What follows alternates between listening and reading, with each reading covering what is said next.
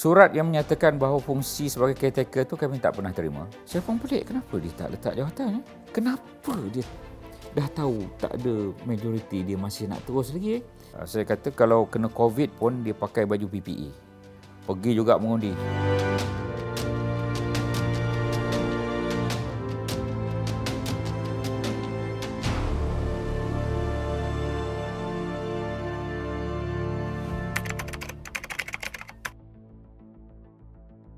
Surat yang menyatakan bahawa fungsi sebagai caretaker tu kami tak pernah terima.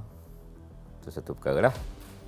Berarti tidak ada official daripada ROS mengatakan kami caretaker. Kenyataan itu juga, dalam kenyataan itu juga yang dilapor oleh utusan, disebut oleh Pendaftar Pertubuhan Malaysia, itu nama jawatan, atau dengan lain perkataan KP ROS, Tuan Haji Jasri Kasim. Dia kata bahawa saya, UMNO, bertemu dengan ROS dan mereka masih lagi meneliti dokumen-dokumen yang kita bagi. Jadi dengan lain perkataan, apa juga yang disebut sebagai caretaker itu belum muktamad. Itu satu perkara. Sebab saya sendiri bersama 3 yang lain bertemu 8 mereka di pejabat ROS pada hari Isnin 9 Ogos. Yang hari Isnin 9 Ogos ni belum diberi jawapan oleh ROS dengan segala maklumat-maklumat yang kita beri.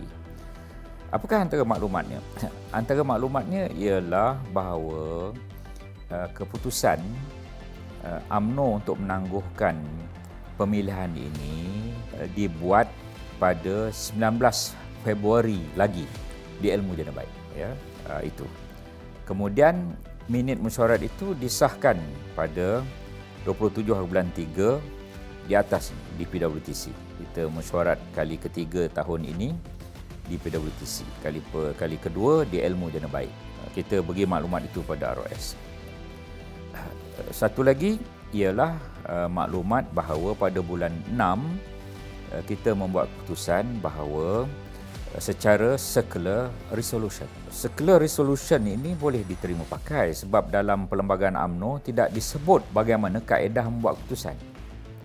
Circular resolution itu kita hantar dan 51 daripada 55 ahli MKT bersetuju untuk menangguhkan pemilihan.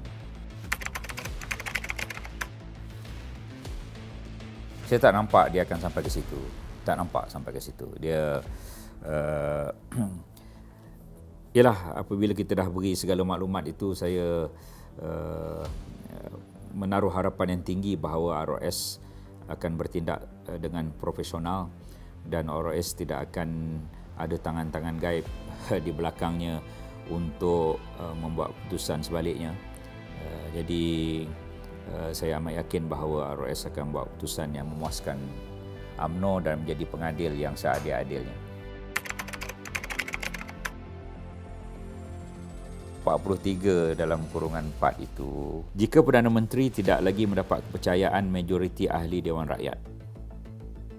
Dia tak ada sebut dalam parlimen, dia sebut jika Perdana Menteri tidak lagi mendapat kepercayaan majoriti ahli Dewan Rakyat, maka Perdana Menteri hendaklah meletakkan jawatan jemaah menteri.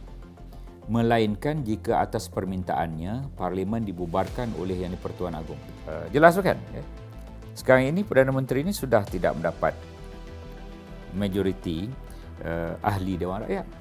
120 orang menyatakan tidak sokong dia. Dan berarti ada 100 orang je yang menyokong. Mungkin 100 orang tu pun akan berkurangan lagi angkanya. Jadi dengan itu tidak ada lagi keabsahan terhadap jawatan beliau. Saya pun pelik kenapa dia tak letak jawatan. Cuba tanya. Saya tak tahulah. Sebab surat yang kami hantar tu pada Seri Paduka Baginda Pertuan Agong. Kalau kita dah menghantar surat pada Pertuan Agong menyatakan ada 14 orang dan dengan segala perkaranya, berarti 14 orang itu sudah sah dan ditambah oleh Datuk Seri Dr. Noraini jadi 15. Yang 14 itu sebelum Datuk Seri Noraini menyatakan meletak jawatan dan memberi sokongan pada 15 inilah. Kemudian ada orang kata ada sign 2 kali dan sebagainya, tuduhan. Maka saya pun dan Presiden juga minta supaya Jerantut dan Cameron Highland dan juga Tanjung Karang, ya. Siapa lagi? Ada seorang lagi. Baling membuat kenyataan secara khalayak dalam media. Bererti tak adalah lagi sanksi-sanksi itu. Jadi itulah kenapa dia dah tahu tak ada majoriti, dia masih nak terus lagi. Dan apa keabsahan dia membuat pengumuman-pengumuman, mungkin mengadakan mesyuarat kabinet, membuat keputusan-keputusan, menandatangani perkara-perkara. Walhal dia sudah tidak ada dah. Pelik betul lah Malaysia ni.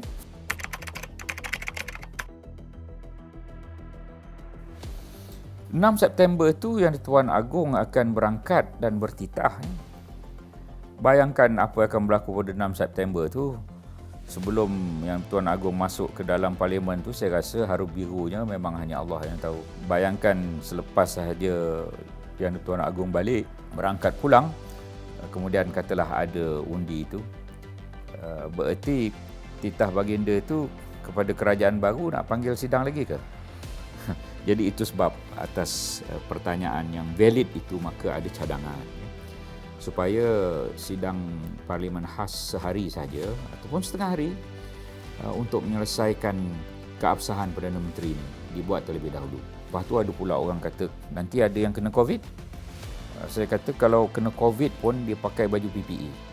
Pergi juga mengundi. Sebagaimana yang pernah berlaku, ada pada tahun sudah ada 2 orang pakai PPE dan masuk untuk mengundi. Jadi jangan risaulah bab itu. Tentunya 220 orang itu perlu mengundi, ya. Dibenarkan mengundi walaupun dia kontak rapat ke, walaupun dia kena COVID ke, kena juga mengundi sebab itu penting. Jadi apabila Tuan Agong pada 6 bulan 9, maka titahnya itu kepada Perdana Menteri barulah. Mungkin nada titah itu sudah berbeza, ya, daripada nada Muhyiddin, ya. Jadi itu yang kita harapkan.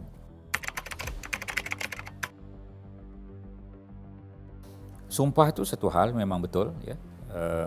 Beliau bersumpah di hadapan beberapa orang di parlimen dalam bangunan Menara Dato' On PWTC. Saya ada wallahi wa billahi wa tallahi bahawa dia tidak menyokong Anwar Ibrahim jadi Perdana Menteri ataupun DAP dan sebagainya untuk jadi kerajaan ni. Tetapi itu sumpah di hadapan kami. Yang pentingnya kenyataan dia pada 7 hari bulan Julai.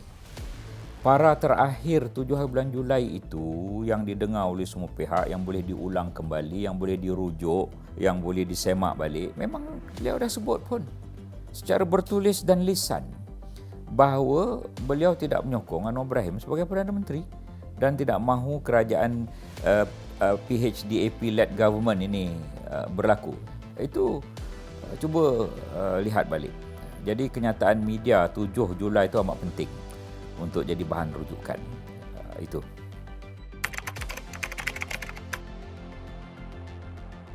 Kita meneruskan muafakat nasional lagi.